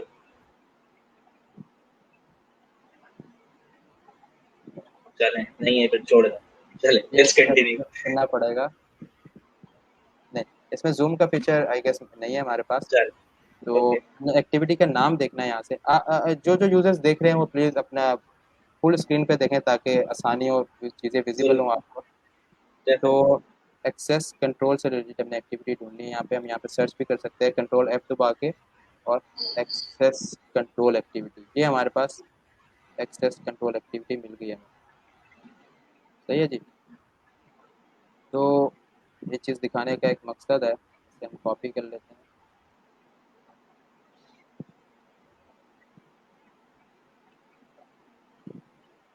कॉपी क्यों नहीं दे रहा ये, जाकर ये डॉट शायद अजीम होगा। शायद फाइल आपने रीड ओनली खोली हुई है, इस वजह से कॉपी नहीं करने दे रहा।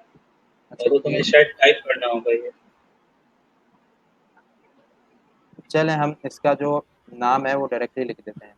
तो ये जाकर dot Aseem dot डिबा access control activity, हमने एक्टिविटी का नाम हमने नोट कर लिया। सही है, एक्सेस कंट्रोल एक्टिविटी, बड़ा इजी है, हमने नोट कर लिया। अच्छा, अब हमने जो यहाँ पे शेल लिया हुआ है, हम एंड्रॉयड डिवाइस के अंदर आए हुए हैं।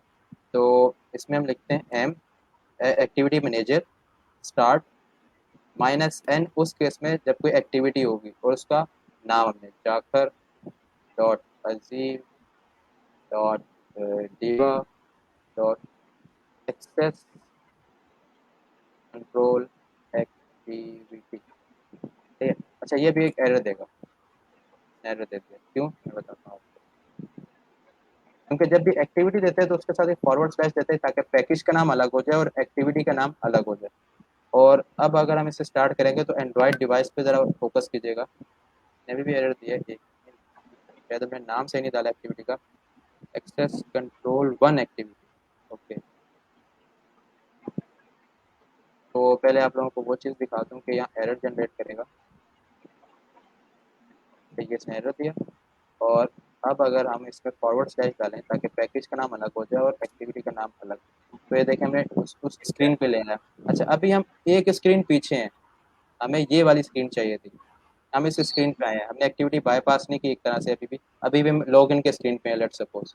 तो अब हमें एक्टिविटी के उस एक्टिविटी का नाम नोट करना है कि जिसमें वो क्रेडेंशियल्स शो करता, जो कि हमारे पास है। उसी के नीचे Jakhar dot Aseem diva API credentials activity.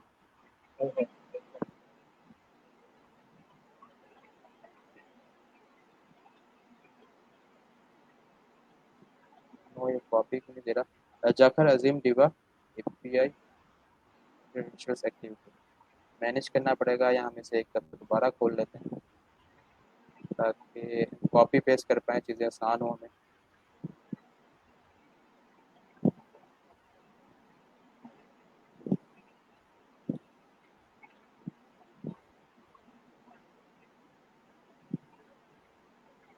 ये रिकम्पाइल हो रहा है तब तक, और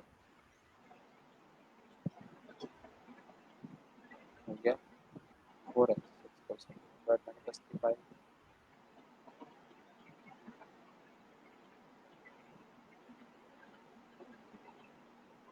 जाकर Aseem diva API credentials activity, सही है, हमने एक कॉपी की और अब हम आगे अपने शेल पे एन स्टार्ट माइनस एन और आगे एक्टिविटी का नाम, बट इसमें फॉरवर्ड स्लैश ताकि एप्लीकेशन का नाम अलग हो जाए, एप्लीकेशन पैकेज फाइल अलग हो जाए और एक्टिविटी का नाम अलग हो जाए। तो अब हम देखते हैं डायरेक्ट उस स्क्रीन पे आगे वो वाला फेस बाईपास हो गया एक तरह से। दोबारा होम स्क्रीन पे आते हैं और इसे इधर से दोबारा वो कमांड रन करते हैं एम स्टार्ट माइनस एन और एक्टिविटी का नाम, तो हम डायरेक्ट उस स्क्रीन पे आ गए जिसमें हमारे पास ऑथेंटिकेशन से रिलेटेड जो इशूज़ हैं यूज़र सॉरी जो ऑथेंटिकेशन से रिलेटेड जो इन्फॉर्मेशन है वो हमें डिस्प्ले हो रही है, यूज़र नेम पासवर्ड और एपीआई की।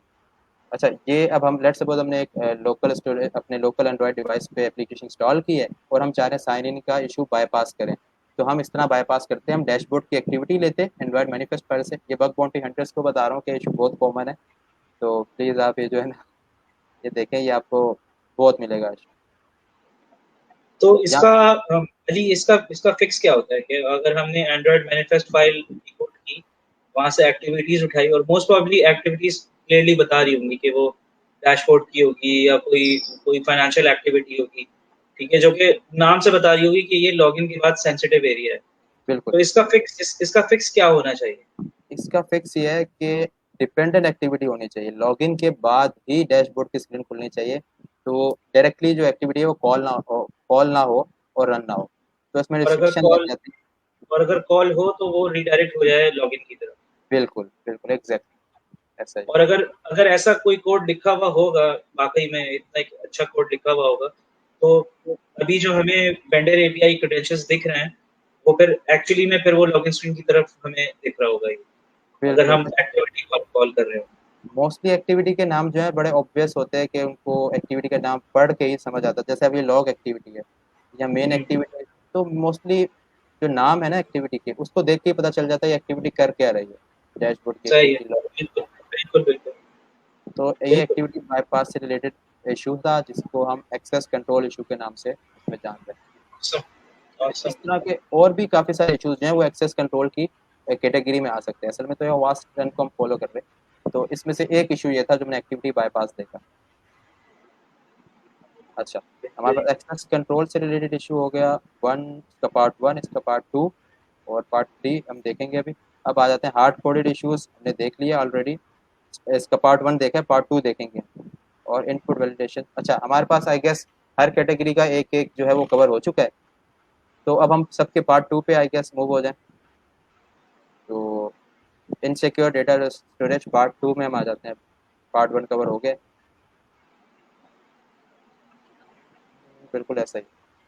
तो पार्ट टू में आ जाते हैं इनसिक्योर डेटा स्टोरेज। अच्छा, इसमें भी अगेन कोई यूज़र नेम ले रहा है, वो हमने लिख दिया CHURI, तो मैं स्पेलिंग थोड़ी सी खुद गलत कर रहा हूँ गोरी की, ताकि पुराने वाले से थोड़ा डिफ्रेंशिएट हो सके। गोरी और गोरी यूज़र नेम और पासवर्ड दोनों मैंने सेम दिया और इसे सेव कर दिया, लेट्स सपोज ये लोकल स्टोरेज में सेव हो गया हमारे पास। अब हम दोबारा जाएंगे अपने शेल की तरफ, शेल पे आ चुके हैं हम, ये चीज़ सेव हो चुकी है हमारे पास, यूज़र नेम और पासवर्ड है, और हम जाएंगे वही अपनी डायरेक्टरी में cd data data Jakhar dot Aseem dot diva. अब हमें एप्लीकेशन का पाथ पता है, हमें पता है कि बाय डिफ़ॉल्ट डेटा डेटा के अंदर ही एप्लीकेशन होती है और उस एप्लीकेशन के फ़ोल्डर के अंदर हमारे पास डेटा स्टोर हो रहा होता है। हमने लिस्ट किया, हमने देखा कि यहाँ पे कुछ फ़ोल्डर्स हैं, शेयर्ड प्रेफरेंसेस की एक्टिविटी पहले हो चुकी है। असल में रियल सिनेरियो में हमारे पास रिवर्स करना पड़ेगा, हमें देखना पड़ेगा कि किस फाइल में डेटा स्टोर हो रहा है, लेकिन इस केस में हमें पता है कि डेटा बेसिस में स्टोर हो रहा है, तो हम सीडी डेटा बेसिस में ही जाएंगे डायरेक्ट।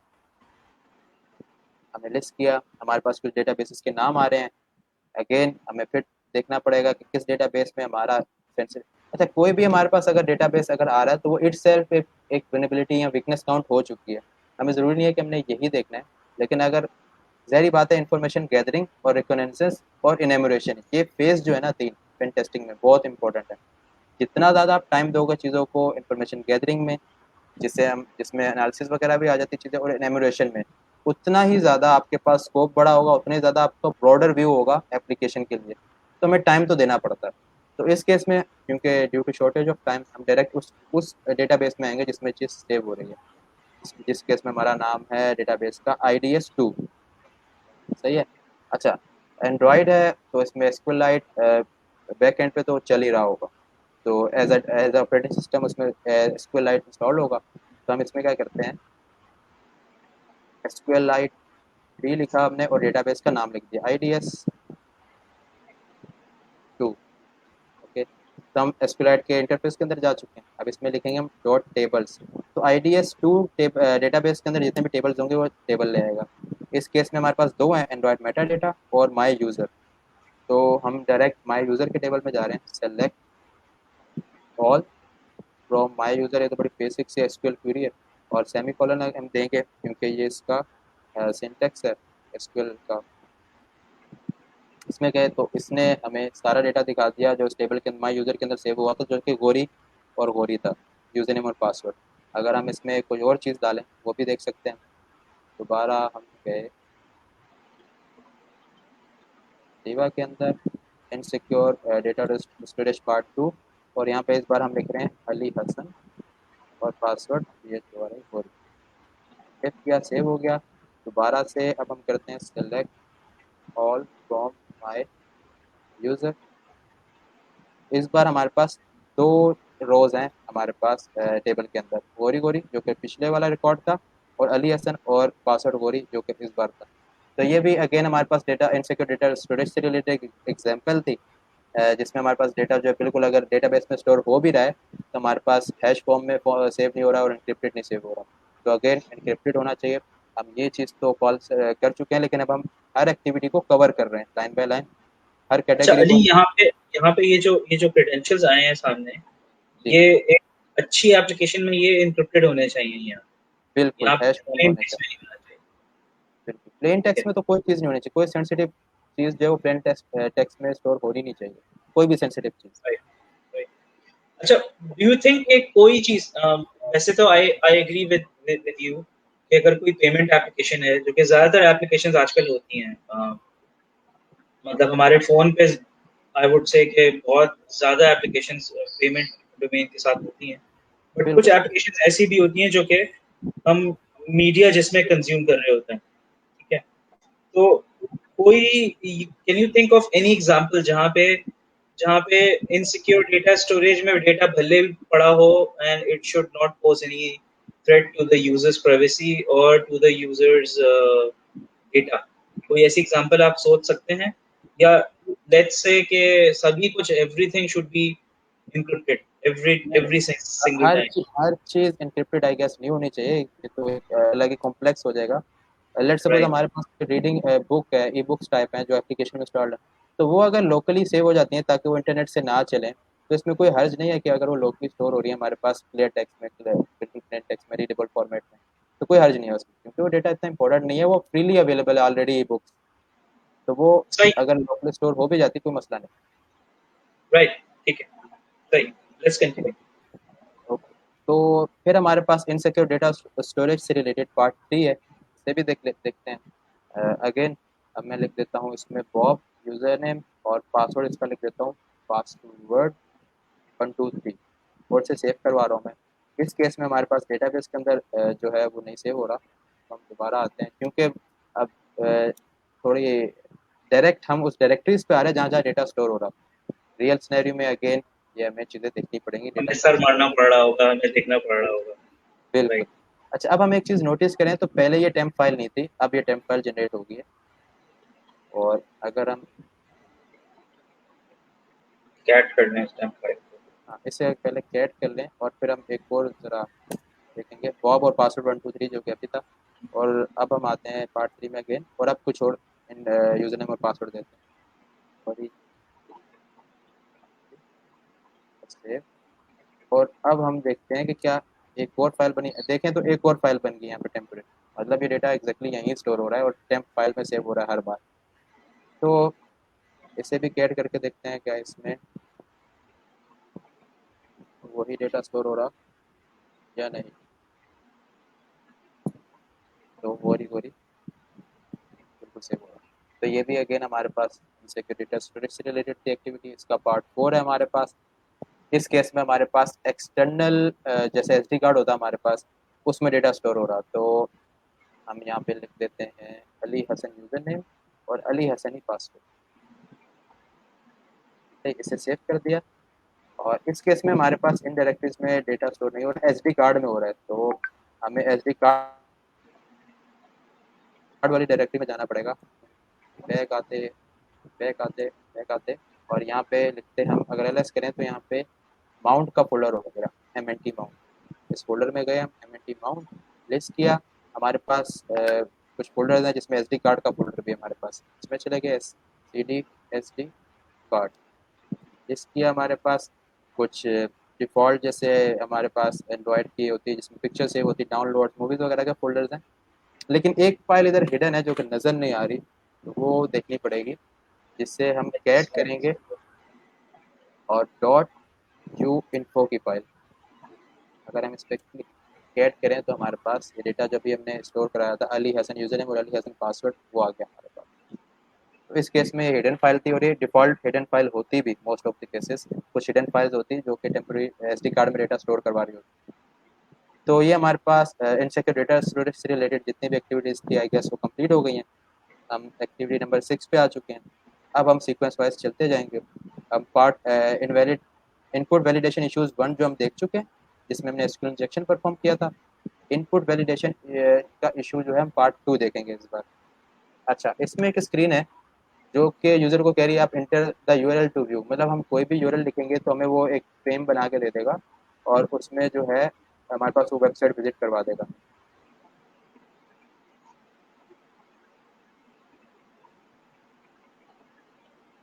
तो ये तो आई फ्रेम वाला वाला मसला मुझे लग रहा है। लेकिन इस केस में हमारे पास माशाल्लाह। यूआरएल डिस्प्ले करवा रहा है, जो कि हम google.com लिखा तो google.com उसने फ्रेम करवा दिया हमें आई फ्रेम की तरह सही। इस तरह से। अच्छा, इसमें अब इसने अगेन रिस्ट्रिक्ट नहीं किया यूज़र को कि वो इस इनपुट फीचर का क्या क्या इस्तेमाल कर सकता है। क्या वो एक्सटर्नल कोई वेबसाइट ही विजिट करवा सकता है, जो कि हमारे पास इस केस में HTTPS प्रोटोकॉल यूज़ हो रहा था। यहाँ कोई और प्रोटोकॉल यूज़ करके, कोई फाइल प्रोटोकॉल यूज़ करके कुछ और भी इस यूज़र इनपुट से वो फंक्शनैलिटी परफॉर्म करवा सकता है। तो इस केस में हमारे पास एक और फाइल प्रोटोकॉल भी होता है, जैसे वेब के लिए हमारे पास लोकल फाइल HTTP है। खोलने के लोकल तो फाइल खोलने के लिए। हाँ, हमारे पास एक फाइल का प्रोटोकॉल भी होता है लोकल फाइल खोलने के लिए। तो ऐसी बिल्कुल सिंटैक्स है जैसे HTTP के लिए होता है, file colon forward slash forward slash और आगे किसी फाइल का फॉर्मेट। लेट्स सपोज अभी हमने ये फाइल जो है वो अभी अभी हमने विजिट की, तो यही देख लेते हैं हम। ये कहाँ है, डेटा नहीं, सॉरी डेटा में नहीं है ये। एमएनटी ये slash MNT direct M N T S D card और dot dot U dot U इनको। Dot U info dot T X T. ये देखते हैं, ये देखें, ये इसने एक तरह से जो एप्लीकेशन है उसके फीचर नहीं था, उसका ये फीचर नहीं था कि फाइल प्रोटोकॉल के थ्रू वो एक्सटर्नल फाइल, इंटरनल या एक्सटर्नल फाइल्स भी हमें डिस्प्ले करवा देगा।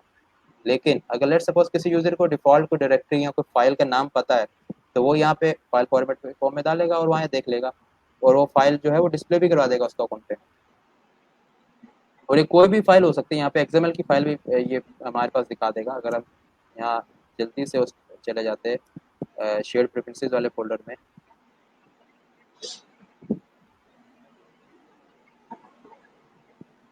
तो कोई भी अगर हम इसमें शेयर्ड प्रेफरेंसेस, यहाँ ये टेम्प फाइल भी देख सकते हैं। तो शेयर्ड प्रेफरेंसेस के फोल्डर में गए और ये फाइल हमने डायरेक्ट कॉपी कर ली। पहले इसका पाथ कॉपी किया हमने ये डायरेक्टरी का और यहाँ हमने पेस्ट कर दिया,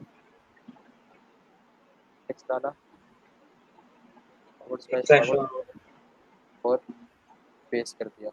प्रेस करके रखेंगे माउस के बटन को तो पेस्ट का ऑप्शन आएगा और इसके बाद उस फाइल का नाम जो कि हमारे पास है जाफर अली विवा प्रिंसेस और एक्सएमएल, ये इसके आगे पेस्ट कर दिया।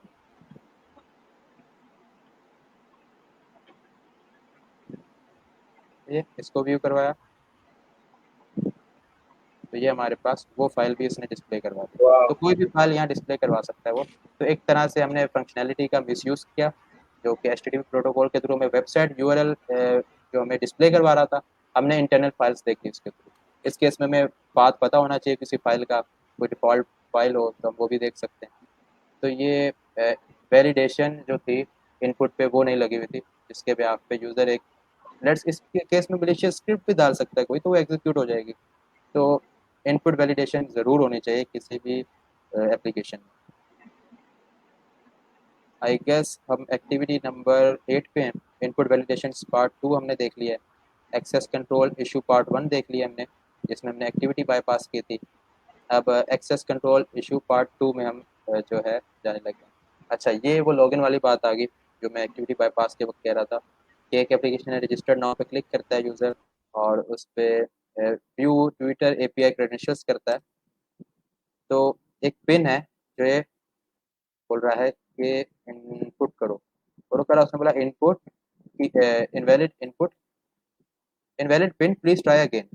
मतलब कि हमें सही पिन नहीं पता। अब कोई चीज़ है या API क्रेडेंशियल्स हैं जो हम देख सकते हैं, लेकिन उसके पहले हमें पिन डालनी पड़ेगी जो कि करेक्ट है, तो फिर हम API के क्रेडेंशियल्स देख सकेंगे। अगेन हमारे पास एक्टिविटी बाईपास वाला कॉन्सेप्ट आएगा, लेकिन इस केस में हमें एक खास चीज़ देखनी है जो कि पहले सोर्स कोड में जाना पड़ेगा, जिसके लिए हमें अगर हम यहाँ जाएं और सर्च करें पिन, मेथड्स फील्ड्स और कोड सारा हमने इस पे चेक मार्क किया, और उसके बाद हमने पिन सेलेक्ट किया। तो एक्टिविटी कौन सी है ये, आई गेस एक्सेस कंट्रोल वाली। तो इससे related I guess API credentials to activity सही है। इसके कोड में जाएं तो अगर हम चेक करें तो ये हमारे पास एक पैरामीटर जा रहा है चेक पिन का।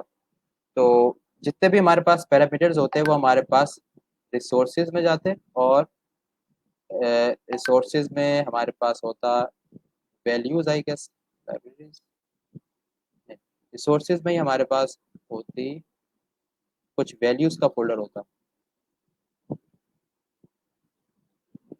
सोर्सेज ये वैल्यूज, ओके। अगर वैल्यूज में आए और हम देखें यहाँ पे स्ट्रिंग्स, ये रहा। तो इस केस में हमारे पास जो चेक पिन है, अगर हम कंट्रोल F करें, चेक अंडरस्कोर पिन, उसका जो पैरामीटर का नाम है वो है चेक पिन। ये अगर आपको नजर आ रहा होगा, CHECK_पिन। तो हम आई गेस हमें स्पीड अप करना चाहिए, बहुत जो है एक्टिविटी टाइम ले चुकी है ऑलरेडी। तो हम जल्दी से इस एक्टिविटी पे आ जाते हैं और चीज़ें जो है जल्दी जल्दी वाइंड अप करने की कोशिश करते हैं, क्योंकि we are running out of time. Okay, तो जल्दी से आए, एग्जिट किया, क्लियर किया, सही है। ADB shell, ADB shell clear किया, और यहाँ पे हम लिखेंगे एक्टिविटी बाईपास के लिए M स्टार्ट -N, वही एक्टिविटी का नाम जो कि हमने देखा यहाँ पे, देखा भी, ये रहा API credentials to activity, API credentials to activity, जाकर .azim.diva API, API I guess capital है सारा, API credentials to एक्टिविटी, सही है। और इसमें अगेन फॉरवर्ड स्लैश डालना पड़ेगा हमें। अगर हम होम स्क्रीन पे आते हैं और देखते हैं क्या ये एक्टिविटी खोल रहा है, नहीं खोल रहा, डू नॉट एग्जिस्ट, ये एक्टिविटी एग्जिस्ट नहीं करती। API credentials to activity, API credentials to activity, okay. हमें एक्टिविटी वाले फोल्डर में जाना पड़ेगा,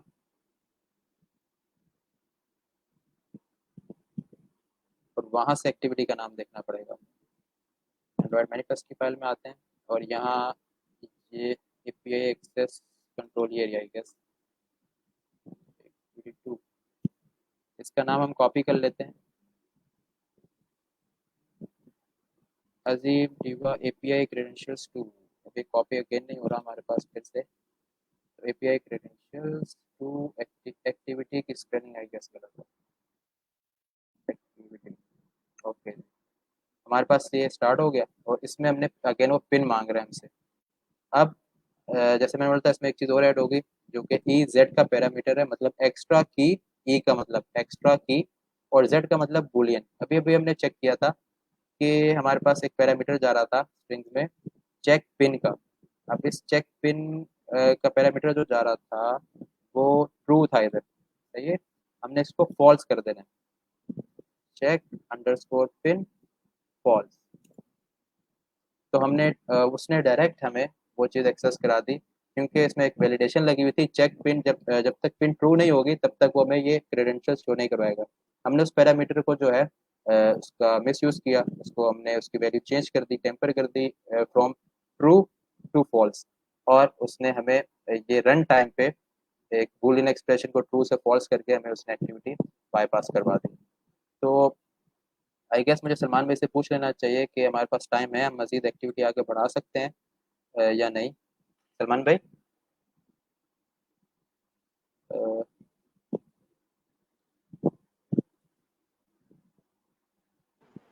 हमारे पास टाइम अली काफ़ी हद तक ख़त्म हो चुका है, जो हमारा स्केड्यूल टाइम था। और वैसे भी इस तरह की चीज़ों के लिए ना टाइम 1 घंटे से ज़्यादा के स्पैन में ना फिर चीज़ें फिर ख़त्म होना शुरू हो जाती हैं। और दूसरा ये कि हमारे जो लाइव व्यूअर्स हैं उसकी भी तादाद काफ़ी हद तक ख़त्म हो रही है। तो लाइव व्यूअर्स जितने भी हमारे पास हैं, it was a very nice response. अगर कोई क्वेश्चन है तो प्लीज़ गो अहेड, वरना फिर हम लोग अपने इस आज के एपिसोड को ख़त्म करते हैं। आपके कोई भी और क्वेश्चंस हैं तो मैं आपके क्वेश्चंस को मैं डायरेक्ट रीडायरेक्ट करना चाहूँगा अली हसन के ईमेल एड्रेस पे। आज के सेशन से कोई भी अगर कोई एक्स्ट्रा क्वेश्चन अगर आपके ज़हन में आ रहा है तो please direct it to Ali Hasan Ghauri. अच्छा अली हसन, एक क्वेश्चन आया था जो मैंने शायद पूछा नहीं था इस पूरे सेशन में। एक साहब ने क्वेश्चन आंसर किया था, let me go to that small question. उन्होंने बोला था कि एक कुछ कुछ क्वेश्चन तो हमने आंसर कर लिए थे। जी।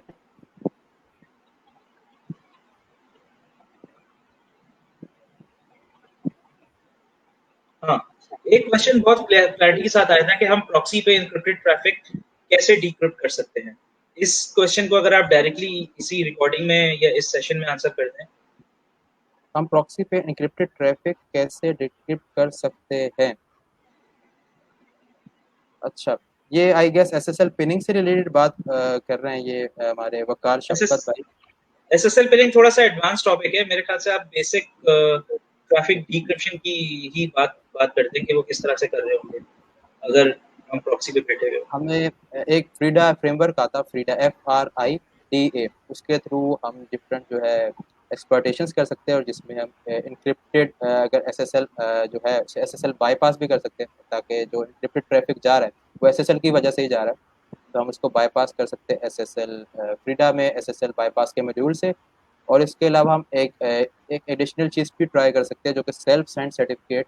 हम खुद से एक किसी लोकल बॉडी से या CA से जो हमारे पास सर्टिफाइड अथॉरिटी होता है उससे जनरेट करवा सकें लोकली किसी से भी, या खुद सेल्फ साइन, और वो उसके साथ एप्लीकेशन के साथ बाइंड कर दें। तो हमारे पास जो SSL बाईपास हो जाएगा, उसके बाद जो हमारे पास इंक्रिप्टेड ट्रैफिक है वो ऑटोमेटिकली हमारे पास डिक्रिप्ट होकर जारी होगी नेटवर्क पे। तो ये SSL पिनिंग से रिलेटेड सवाल था भाई का, वकार भाई का। तो इसका आंसर है SSL पिनिंग बाईपास, तो राइट, फ्रीडा से राइट, जाती है। राइट। और मेरे ख्याल से एक टूल ऑब्जेक्शन के नाम से भी है, अगर मैं गलत नहीं। ऑब्जेक्शन की ना इसका मुझे आइडिया नहीं है, होगा आई गेस वो iOS के लिए, जहाँ तक मैंने सुना। नहीं, ये दोनों टूल शायद वो है दोनों पे चल एंड्रॉइड, जाती और दोनों पे चल जाते हैं, टेक्नोलॉजी एग्नोस्टिक है। है। ओके, सो व्यूअर्स, अगर कोई क्वेश्चन है तो प्लीज प्लीज गो अहेड। आप लोग ऑफलाइन क्वेश्चंस अली हसन के अपने ईमेल एड्रेस के ऊपर ट्रांसफर कर सकते हैं। रही बात ओवैस की, तो ओवैस का ये पहला सेशन था जो कि हम लोगों ने मोबाइल एप्लीकेशन सिक्योरिटी पे करने की कोशिश की है। नेक्स्ट सेशन हम लोग इंशाल्लाह कर रहे होंगे ऑन ऑन HTTP प्रोटोकॉल, और मैंने नाम डिस्प्ले कर दिया है। नेक्स्ट सेशन हमारा जो प्लान हो रहा होगा वो बहुत ही बेसिक्स के ऊपर हो रहा होगा, basics of web application security. तो इंशाल्लाह उसमें भी एक अच्छे स्पीकर होंगे हमारे साथ। Again give us your feedback on the email addresses mentioned, या फिर हमारे सोशल नेटवर्क्स पे हमें फीडबैक दें। Thank you so much. Thank you Ali, thank you for your time Thank you and so much. Everything else. Thanks. My pleasure. अल्लाह हाफिज़ everyone. God अल्लाह bless. हाफिज़। Bye bye, everyone. Bye.